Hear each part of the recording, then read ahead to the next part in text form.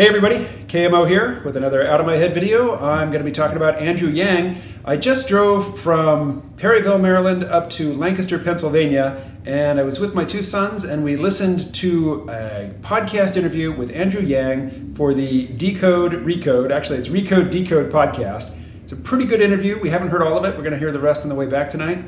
But I asked each of my sons to come up with a question based on what we heard. So, go. Okay, Andrew Yang didn't come up with universal basic income, but I think his brilliant addition to it was the branding. He calls it the freedom dividend.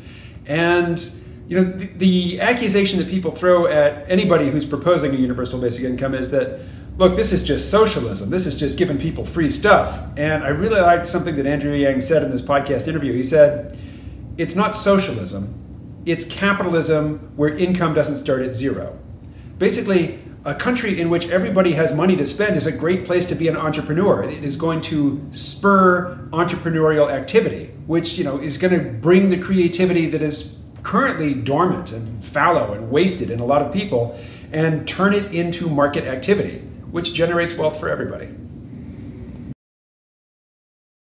So the question, as I understand it, is how can the United States, even under a president like Andrew Yang who understands the technology, how can the US compete with China, particularly given the lack of restriction on the Chinese government in terms of spying on people, getting their permission to collect data?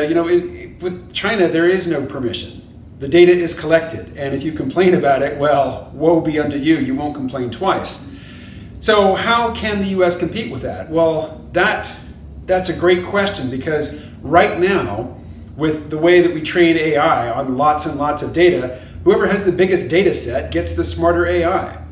And if there's no limitation on the methodology for collecting data, and if the number of people in China is much greater than the number of people in the United States, they're generating a lot more data with which to train that AI.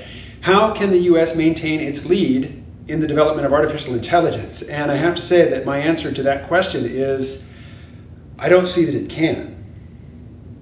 That's kind of a bummer of an answer, but I think regardless of whether China overtakes the US in AI research or whether the US manages to maintain its lead, China is going to be either our peer, our near peer, or our superior when it comes to AI, and we're going to have to navigate a world in which they have, if not overwhelming superiority in this realm, at least they are a credible threat that we can't bully, that we can't easily dominate. We're just going to have to make peace with the fact that we have a new peer, and this is a new superpower. It's not the nuclear superpower that the Soviet Union was, but it is an AI superpower. Right now, the US definitely is an AI superpower, and I think it will remain so for quite some time, but certainly we are going to need a president and people at every level of government who are speaking in an intelligent way and thinking in a complex, nuanced, intelligent way about these issues. And I don't see that coming from any other candidate right now, except Andrew Yang. All right, going to keep it short today. Thanks for watching. Please subscribe, share these videos with anybody you think would benefit from them or enjoy them. And I will talk to you again tomorrow.